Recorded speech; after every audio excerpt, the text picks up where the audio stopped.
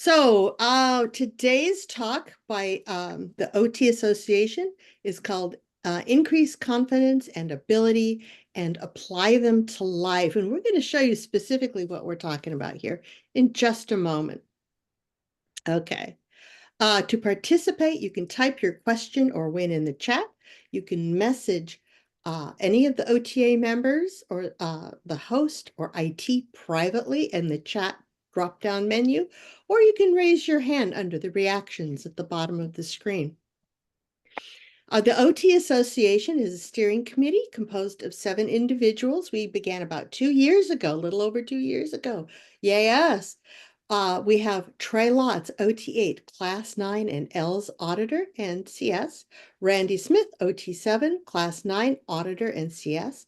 Z. Snyder, OT8, Class 5 Grad Auditor. And Jerry Tunadal, OT8, Class 9 Auditor and CS. Ingrid Hoffman, OT8 and a Dianetics Auditor. Greg Cohen is OTA in a Class 2. And me, I'm the OTA chair and MC today. My name is Mary Blackford. I'm OT6, currently doing solo knots, and I'm retraining on all my levels. I'm on level 0, but I was a Class 2 many, many years ago. So let's roll. Let's roll. What are we going to talk about today? Let's see here. All right. We're going to talk about misunderstood words, often referred to in Scientology. Okay, misunderstood words, and we call it MUs or misunderstoods for short. And we're going to talk about their importance to individuals, to learning, and to the world today. So I'm going to show you just a little example that I found.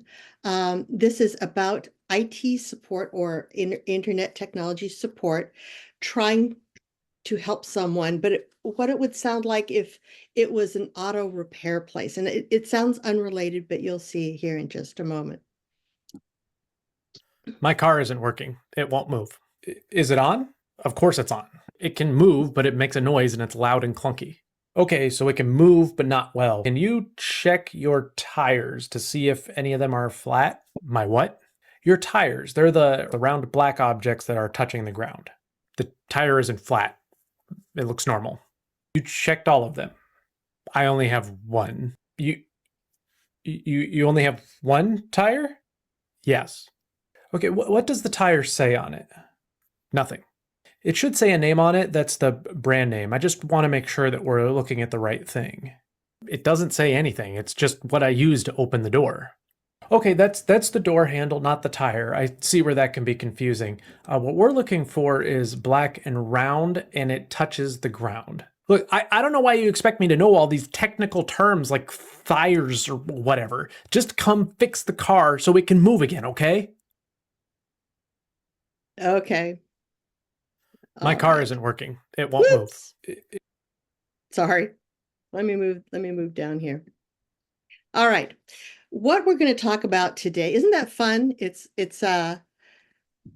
what we're that I thought that was so funny. This guy doesn't know what tires are, and you can see the problems it caused trying to relay some information or to solve a problem. Today we're going to talk about clearing words. A cleared word is a word that is understood. That's from the Master Glossary, available online, and you can request it from any of the OTA members. We can get you a copy if you would like. It's a glossary of every time a technical word was mentioned in Scientology, everyone. Here's another definition for you. A cleared word is one which has been cleared to the point of full conceptual understanding by clearing each of the common meanings of that word plus any technical or specialized meanings of that word that pertain to the subject being handled. So we're talking about a very thorough understanding of the meaning of a word. Every word is an island. It's unique, and it represents a very particular idea. What is word clearing? And that's what we're really going to talk about today. Word clearing is a technique for locating and handling, that is, clearing misunderstood words. There are 9 methods of word clearing. And we're just going to mention the general one of them today, and then the rest of the time it's in word clearing in general. But how to win with word clearing. Word clearing isn't just an exercise to get you to study. There's a reason. You can get case gain from word clearing. It's very obvious when someone starts clearing words that there is gain. But here's the quote from Word Clearing Series 55, How to Win with Word Clearing, 10 January 77. The case gain from a real MU found can sometimes rival the biggest wins in auditing. All right. So today we're going to get started. Today we have a very special guest speaker, Tom Martiniano, Class 9 OT6. He is a super literate, a certified professor of Scientology study technology or study tech, a professional word clearer, and he was on staff in Detroit org from 1971 to 1976, then joined the Sea Org, where he was on staff at the Advanced Organization of Los Angeles, or AOLA, or we say AOLA, from 1977 to 1982. He was senior management for the next 15 years and left the Sea Org in 1997. Tom is a Class 9 auditor, a professional supervisor, Religious Technology Corporation interned data series evaluator, a flag trained interned cramming officer. And if you don't know what a cramming officer is, it's someone who specifically retrains auditors when they make errors. So eventually auditing can be absolutely perfect. That's verbal data, and I'm not a fan of that, but I felt I should explain it. And he is LRH's biggest fan. So we're going to welcome Tom today. Tom, take it away. Thank you, Mary. Yeah, you're welcome. All right, so we're going to be talking about misunderstood words today, like Mary said, and the reason for that is because everybody wants to learn how to learn something, right? People want to learn something, want to learn how to play a guitar, or they want to learn how to play a piano, or whatever they want to do, and they give up and drop it, right? And there's reasons for that, and the biggest reason of all is the misunderstood word. People encounter words and that they don't understand or don't fully understand or wrongly understand, and it becomes a barrier to study. So being a successful student requires more than just willingness to learn. However, pitfalls do exist, and students must know how to effectively learn in order to overcome them, right? It has been discovered that there are 3 different barriers to which block a person's ability to study and his ability to be educated. These barriers actually produce different sets of physical and mental reactions. So one of the barriers, the chief barrier of all, is a misunderstood word, and that's what we run across the most. I have a lot of examples. My first post in an org was that of a word clearer. I just love that post. I was actually going to be the czar of word clearing in Scientology because I realized more gain from people, more instant gain from removing their misunderstood words and giving them complete understanding of what their job is supposed to be. And I'll give you an example. There was a lady up in Ontario. She was working in PR, and she used to go into the Toronto Star newspaper there and attack the reporters in there. She'd go in there and just be as vile as can be and give them a hard time and stuff until she finally got fired. I was up in Canada, and she was one of the things I was supposed to handle, and so I sat her down and I said, "What were you doing?" And she goes, "Well, I'm a PR person. That's my job." And I said, "Okay, so your job was to go in and attack the reporters in the Toronto Star?" And she said, "Yes, it was." And I go, "Can you show me that reference?" And she goes, "Yes, it's right here." So the reference said, "PR is offensive." And so I said, "Okay, so let's look up the word offensive here." So we looked it up, and she ran across the correct definition of offensive, which was to be aggressive. Uh, and there's another definition which meant to be vile and rude, right? To be offensive, right? And she saw the definition of to be, aggressive, and she just went, oops. And she started crying, and she just, anyhow, she understood then why she was doing that, and so she was able to move on with her life from that point on, because she was a pretty crashed person, and to be fired like that and removed from her job was a big deal, because she thought she was doing the right thing, but it was all because she missed the correct definition of the word offensive. So it was pretty crazy. Um, so and I've run across that. I've gone through my org in Detroit, and I found people whose stats were down, and I sit them down and I word clear them, and find their misunderstood words on their post and have them restudy the materials of their post, and boom, their stats start going up again. That was more fun than you can shake a stick at, just to be able to do that, because the rewards were instantaneous. Then we got from L. Ron Hubbard, we got a word clearing festival, it was called. First, let me back up a little bit. When Scientology first came hard onto the scene, like in the middle to late 60s and then in the early 70s, LRH exported a lot of study technology, like the student hat, word clearing, the misunderstood words, all that. I mean, a lot of that came down to the orgs with programs to get this in.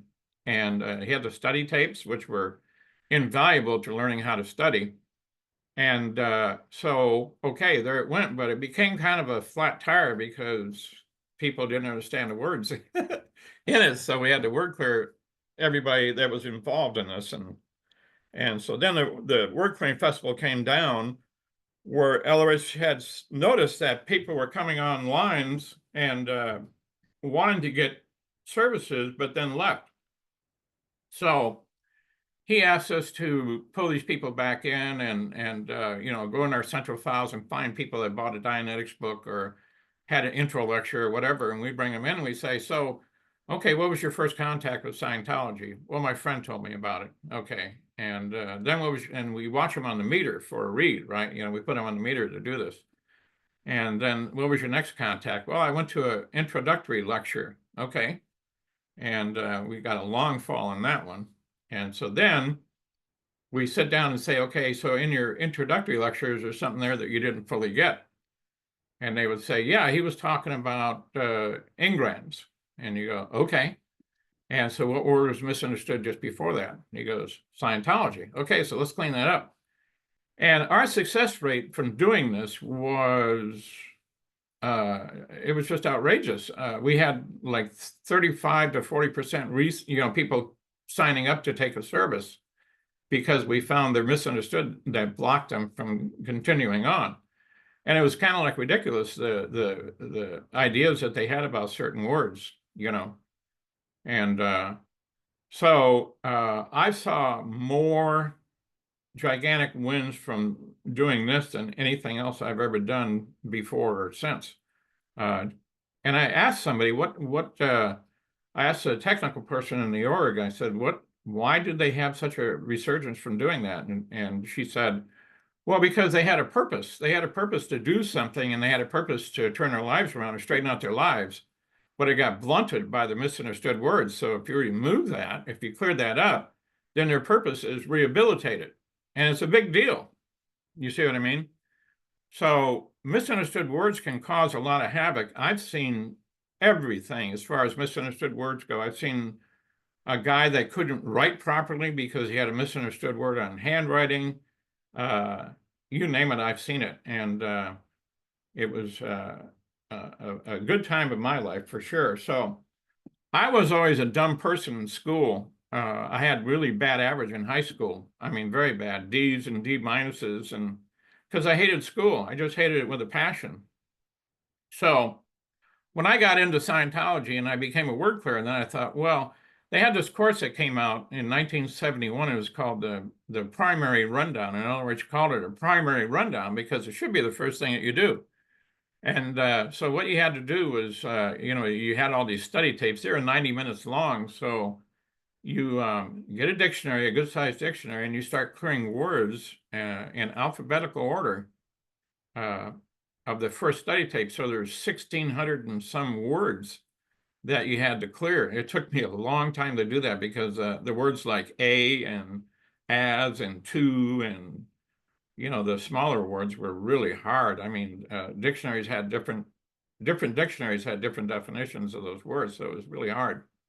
Well, we finally got through that, and I became super literate, and it just kicked the door open for anything. I finally realized that I could learn anything that I wanted to, and it was important to me to be able to do that. So I was like 22 years old, just out of the Army, and I was looking for something that I could do for a living, and this opened the door for me, the misunderstood words. So when you're studying, it's important, if you feel like you're not quite getting it, then you must understand that you have misunderstood words. So I've got a reference here. It's called alterations. And he says here, there's a basic law in word clearing, and that's at the bottom of all alteration of meaning or action is a misunderstood word. The law at once explains why communication, ideas, applications become falsified, twisted, or corrupted. The law is a great one in word clearing. It indicates it has to be a word. It indicates who has to be word cleared fast at once now before his duties go off the rails any further. And B, it detects the area just before where there is a misunderstood word. And A is useful in the administration, knowing, and in the administrator, knowing it and knowing word clearing and being able to do it himself or get it done. He has to avoid wholesale dismissals, frantic transfers, and general inefficiency and organization strain. And B is a very useful to the word clearer. So discover what the person they're handling is to discover what the person alters, to find what came just before that, find the misunderstood word, get it looked up, and get it used in sentences as long as it moves the meter tone arm, which is a technical thing, and then end off with the person very happy. And that's how you handle alterations in life. So if you find someone associated with you that screws things up or doesn't handle things correctly, understand it's got a misunderstood word. And the magic is that you don't have to do any other handling. You just have to clean up his misunderstood words, and that's the simplicity of it. And for me, it's kind of like my job as a word clearer was almost a joke because it was so easy to get people back on the rails, just using the simple method of word clearing. It's just powerful as can be, totally powerful. And so from that point on, you can establish anything. You can get anything understood. You can get anything righted. You can get anything fixed. You can make people powerful. You can do whatever you want to do, because then after that, they can learn. Anybody got any questions on anything so far? No? Okay, Mary, anything you want to add to it?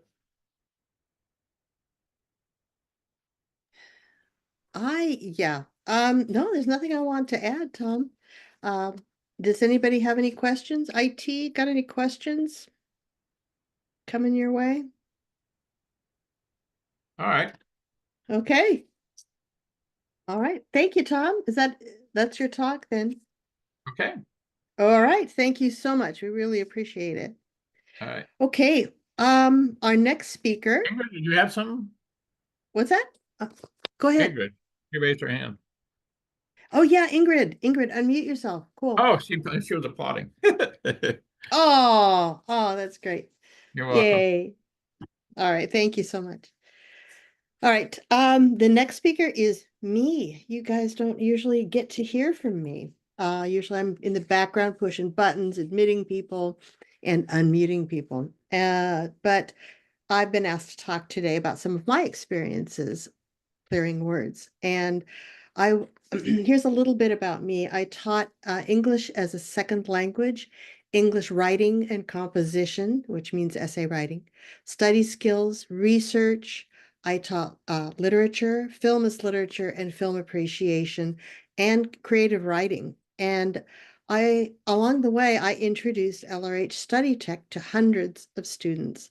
I'm now retired, but I've been a Scientologist since 1978. I did the COM course at the Church of Scientology Mission of Davis, where I did like a prototype of the hard TRs courses. So I did some pretty stiff gradient TRs, but I loved it. Some of the TRs just changed my life.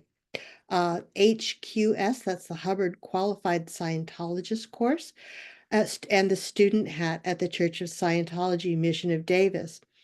I continued doing my levels at the Sacramento Org and the Mission of Stockton. I left the Church of Scientology in 1983. I'm currently on solo knots. I've done L11 with Trey Lotz, and that was wonderful. And I'm retraining on levels 0 through 4. I've done the PTSSP course at the Sacramento Org, and I've done the data series. I'm also the chair of the OT Association, which means I just organize things. But let's go on here and see what I got to give you. Whoops. No, I'm not going to do that one yet. At the age of 13, I remember walking down a hall in my junior high school, and I made the decision, we call it in Scientology, we called it a postulate, causative thought. I decided I want to learn. Bottom line, that was it. And I decided I was going to learn. Well, the years came and went, and by the time I was in high school, unfortunately, I considered myself a really bad student. My assignments were late. I wrote poor essays. I dropped so many courses because I didn't understand them. I got mediocre grades, B's and C's, nothing special. And I settled for taking easier seeming courses or only the ones that I was interested in.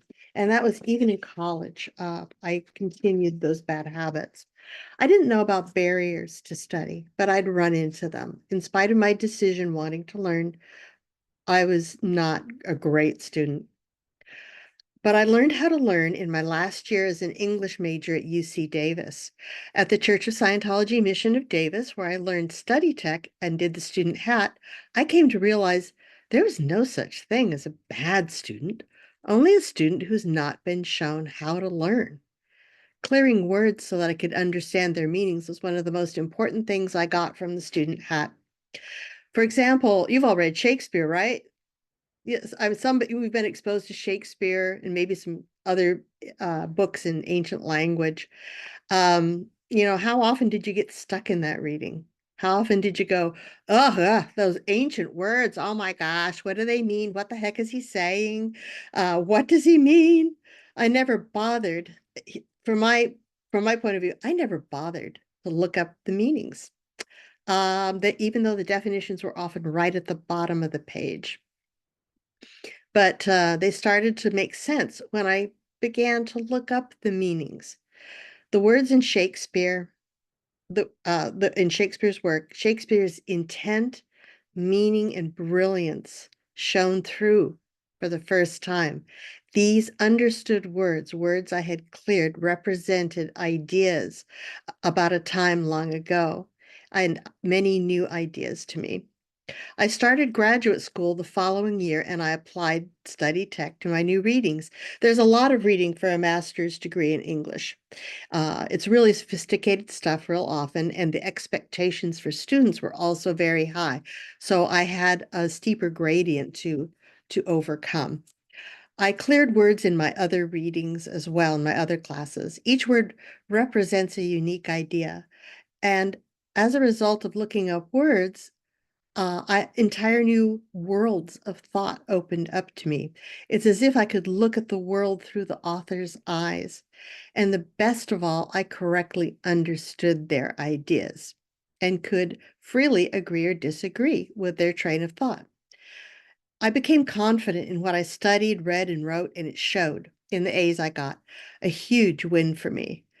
I even had to write a book in order to graduate and get my master's degree. In academic circles, that book is called a thesis, and I had to know what I was talking about. I believe I succeeded in getting my graduate degree because of study tech. I didn't feel, let's see here. Yeah. I didn't feel like an imposter anymore as a wannabe teacher. I really knew what I knew. My confidence increased even more. I used study tech in classes I taught, especially clearing words, and I gave my students information on a gradient. I started with simple concepts and worked up to more complicated ideas, and this was especially helpful in teaching grammar. Eventually, however, I noticed the starting gradient at which I had to teach English composition and grammar grew lower and lower. I had to start with simpler and simpler ideas. It's as if high schools weren't teaching as well. Something was going on. The students were not reading much at all. In 2015, I did a survey of 127 high school students, and I found that only one read with a purpose and basically cleared her meanings. And she read medical texts because she wanted to be a neurosurgeon. This was an outstanding student. The rest of the students, if they read at all, read brief blurbs on social media, and a couple read trashy popular novels for pleasure. They did not enjoy reading for any other reason.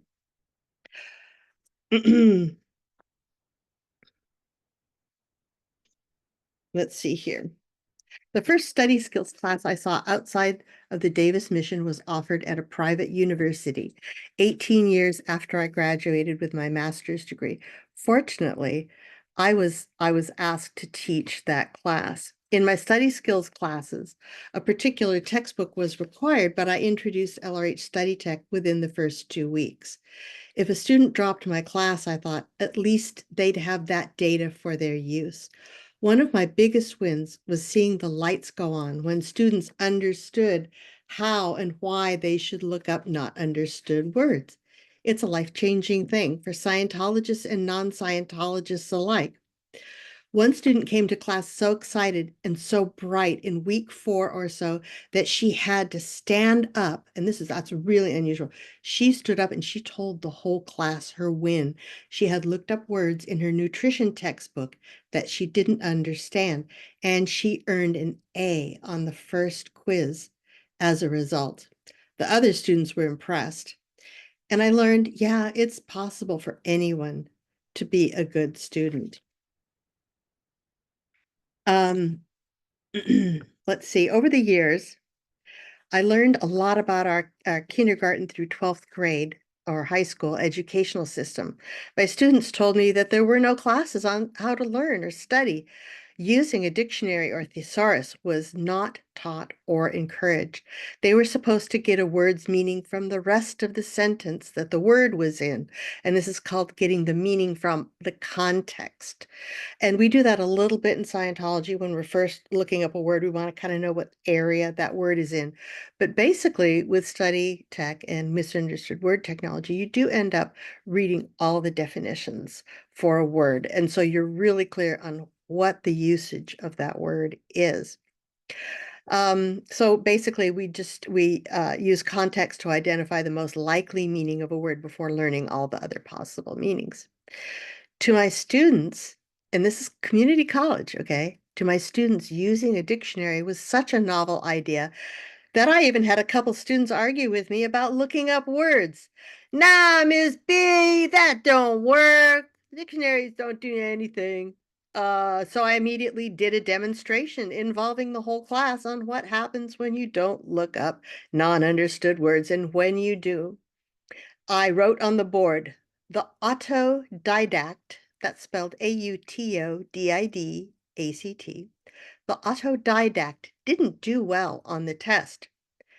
No one knew what an autodidact was, so I had everyone get their cell phones out, and that's really handy because I require them to have a dictionary on their cell phone in study skills class. I show them how to download it, and we look through it a bit. Um, so they got up their cell phones and brought up the dictionary to get the meaning. By the way, autodidact means one who is self-taught, one who teaches oneself. So everyone got with the dictionary program after that one. And they saw that looking up words was the way to go.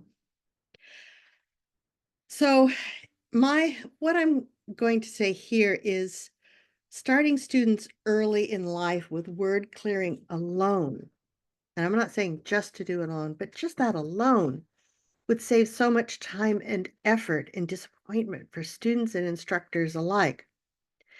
But we can see the effect of misunderstood words today and how words can be used against somebody uh, in modern society. I'm going to skip these definitions, but I also want to say very briefly that we look up words for their conceptual understanding, the idea that's behind the word. It's not just a drill. We're getting a new idea here. I'm going to just skip right through that, but we're for the ideas understand. Let's see, understanding. We can see this today. One good example, and I'm an English teacher. I'm going to give you some reading, okay? The opposite of self-confidence and ability can be seen in George Orwell's book 1984. It's a fictional book, but in it is the concept of newspeak, a fictional language used in the totalitarian state of Oceania, which was used to limit people's ability to think clearly. Newspeak is characterized by, and that's why this is so important to me, a limited vocabulary. Okay, limited vocabulary, ambiguous language, which means words can mean one thing or another thing, euphemisms, polite substitutions, inverted meanings. We have inverted meanings back and forth. In the book 1984, this is horrifying to even state, but the department that was in charge of abusing and torturing citizens was called the Ministry of Love. Okay, so you see inverted meanings are one of the misused words there. Hold on. I'm sorry, I have something in the way of the rest of that definition, and it's very annoying. Hold on just a second here. Technology, gotta love it. Okay. It also engaged in the elimination of certain words or the removal of unorthodox meanings from certain words, or the substitution of one word for another. For example, e.g. means exemplia gratia, by the way, it's Latin for free sample. E.g., uncold instead of warm, and ungood instead of bad. And if something was really bad, it was double plus ungood. So you can see the limitations of thought and speech. Parts of speech became interchangeable. Nouns became a verb. A verb could be an adjective or an adverb. So the language got condensed. So that's a partial definition. You can look up Newspeak in Britannica.com for that. Okay, that's it. It sounds a little bit serious, but that's the extent to which misunderstoods can be used to create confusion and bad things in life. It's my opinion that so many pressing problems could be fixed with a good dictionary and by clearing words. And what I'm going to do is just as a free thing in the chat, pretty quick here, we're going to post a copy of the basic study manual. If you have children or know young people who would like to, or anybody really, who would like to do better in study, this basic study manual gives the basic ways that you can remove barriers to study for yourself and for others. And it's worth a read. All right, and if you would really like, we can get you a copy of the student hat. It's a little more deep and complicated, but if you haven't done the student hat, I strongly recommend that too. So just ask any of the OT Association members and we can hook you up with a copy of the student hat or any information on word clearing that you would like. Okay. Any questions? Any questions at all?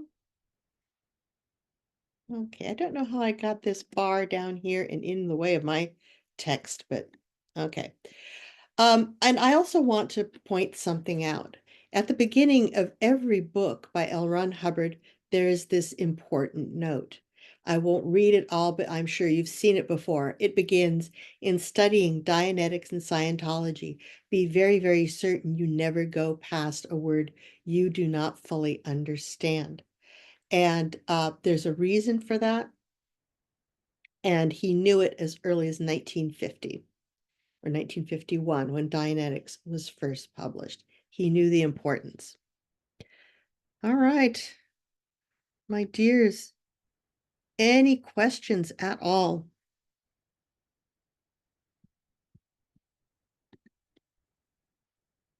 All righty then.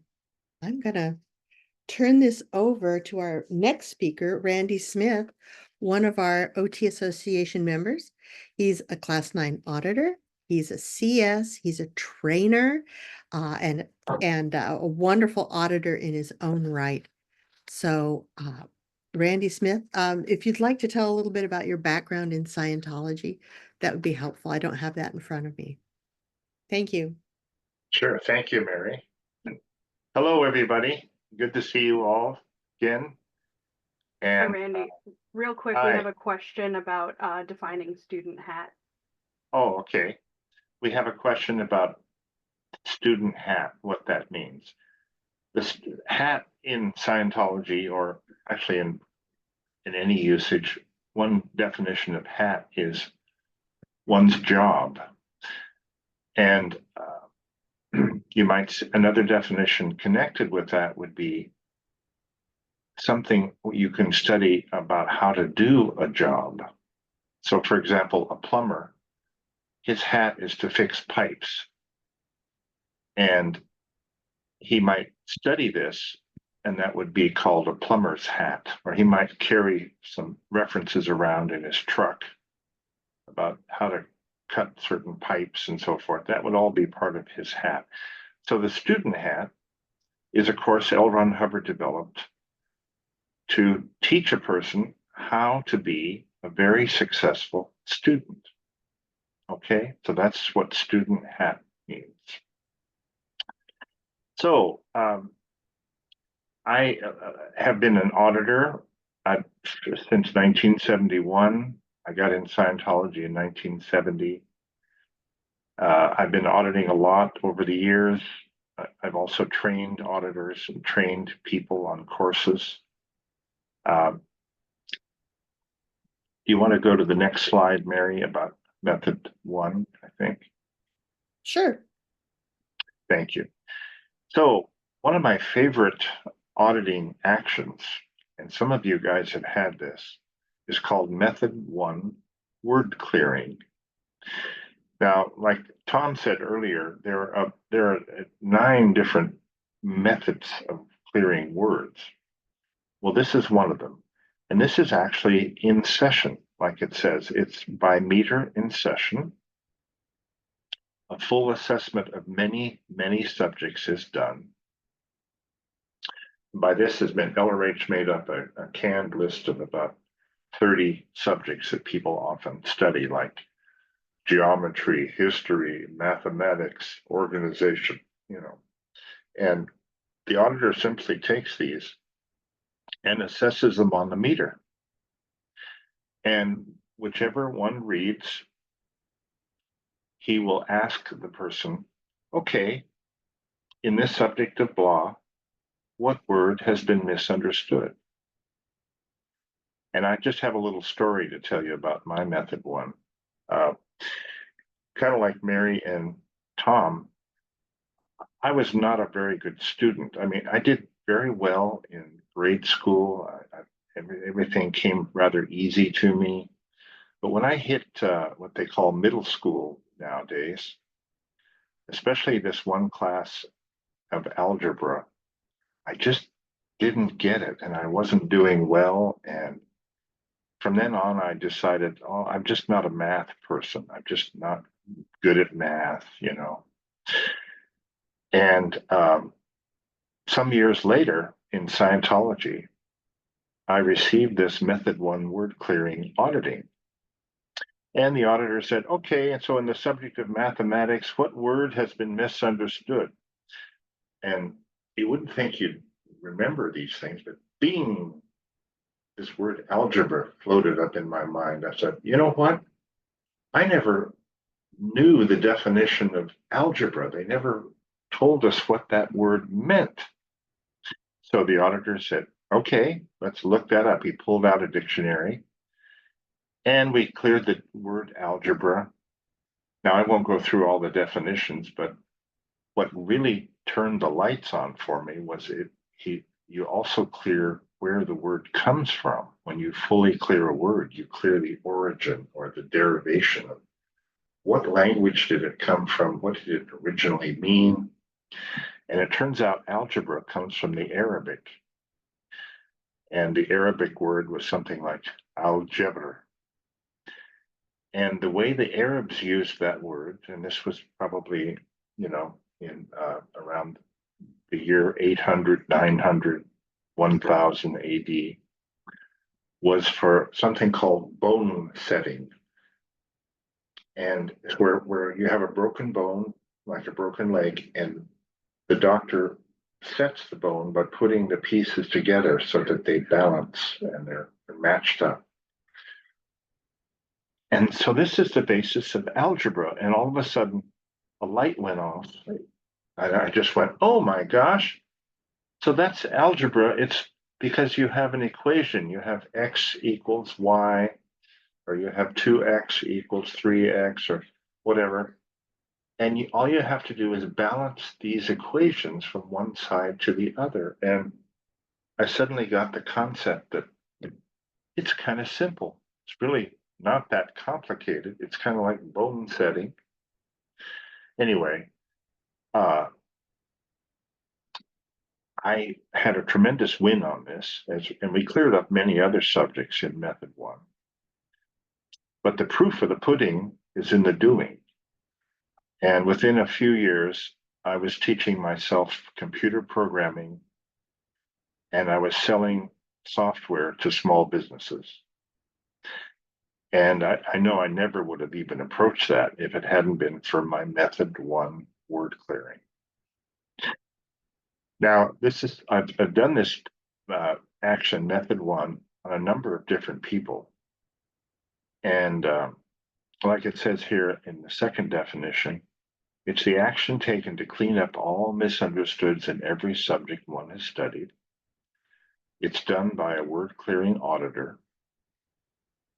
The result of a properly done Method 1 word clearing is the recovery of one's education.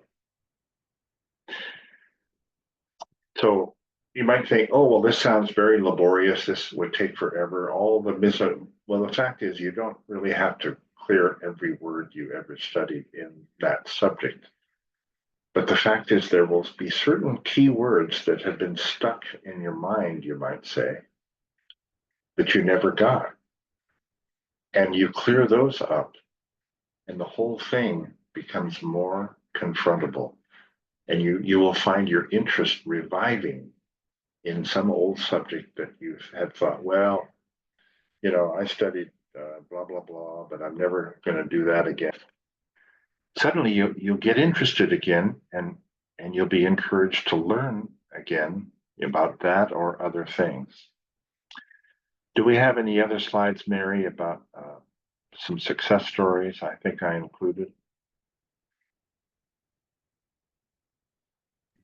Let's see. I thought you were going to read them, but you do have a couple of success stories, don't you?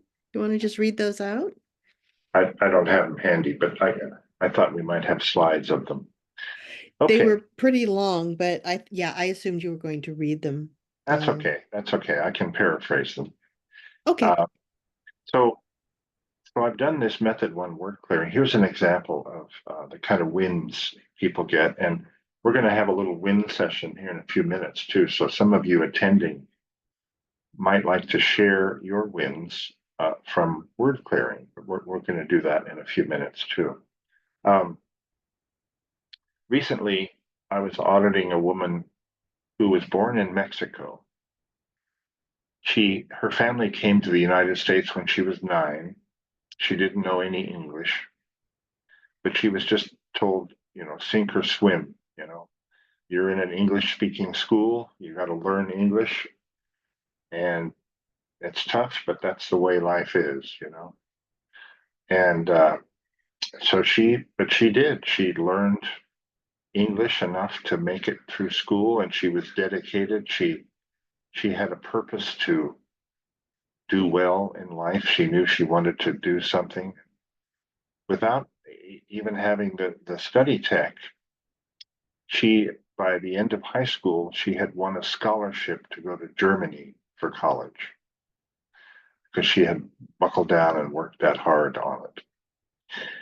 Now she got into Scientology, and she was getting her auditing.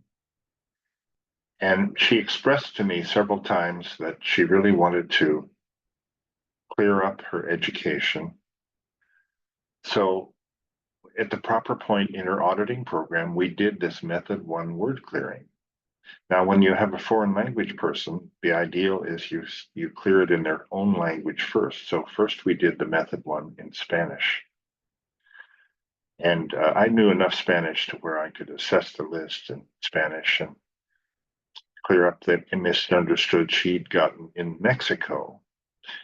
Then we did it in English, and people around her started commenting. They started saying, wow, she looks so bright. What are you doing? What kind of auditing? Are you doing some advanced OT level or something with her? I said, no, this is called method 1 word clearing, and it's a kind of auditing. But like somebody mentioned earlier, the case gain, the wins and the enlightenment and the clarification and the increased happiness you get from just doing this type of thing is just amazing.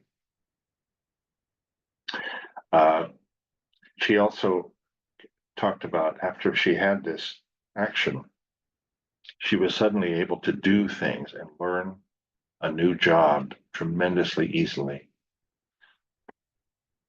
She could just read something or hear something, understand what it was right away. So I've had many wins doing this word clearing on people, and just want to recommend it to all of you. This kind of thing can be done at any level of the bridge. If you've never had this before, a lot of people missed out on it. Ask your auditor or case supervisor if you'd like to get it, and that can be programmed into your auditing. And that's about it. That's about all I wanted to cover on that. Okay. All right. Thank you so much, Randy. I really appreciate it. Yes. Yeah. For those of you who don't know, maybe this is too much information. I never did get M1 word clearing, and after I finish solo knots, I'm really eager to do this and understand things even better, to find out where my blocks are, and as far as learning. I don't consider myself a math person, okay, or a philosophy person. So that, or I think it would be really beneficial. All right. Let's see here. Is there a question in the chat? We got a new message here. Olga says, thank you. Thank you for the definition of algebra. It's very sweet. All right. Well, one of the things that people bring up, or that comes up when you're a Scientologist, is the fact that we don't use verbal data. And this looks really harsh, but the feeling is very strong about verbal data. There are penalties. I mean, if you're found to be using verbal data, which is not using a technical dictionary, not referring a student to a technical dictionary, or using a policy letter or standard terminology, not encouraging that, a technical dictionary or looking at words in a dictionary, you're subject to a court of ethics. So it sounds pretty severe, but that's how seriously Scientology takes word clearing. You've got to use the original tech, use tech dictionaries and or a regular dictionary to interpret those. because the intent gets altered and the meaning gets altered if you don't. And see, there's another one. There's a little blurb here, why we don't engage in verbal hatting. And this is a little more easy to understand. Verbal hatting is the main source of false definitions and false data. Someone who, quote, knows, end quote, tells someone else a definition or a datum, that means a piece of data. The person now thinks he knows the definition, even though nothing in the field makes any sense to him. The word may not even read on the meter during misunderstood word checks because the person, quote, thinks he knows, end quote. And if you know the first barrier to study, the first barrier to study is you think you know it all already. So bam, things are just stalled right there. But this is from the Hubbard Communications Office Bulletin, or HCOB, of 7 August 1979. It's called false data stripping. And we do have technology that can find and eliminate false data so your thinking can be clearer. Wonderful stuff, false data stripping.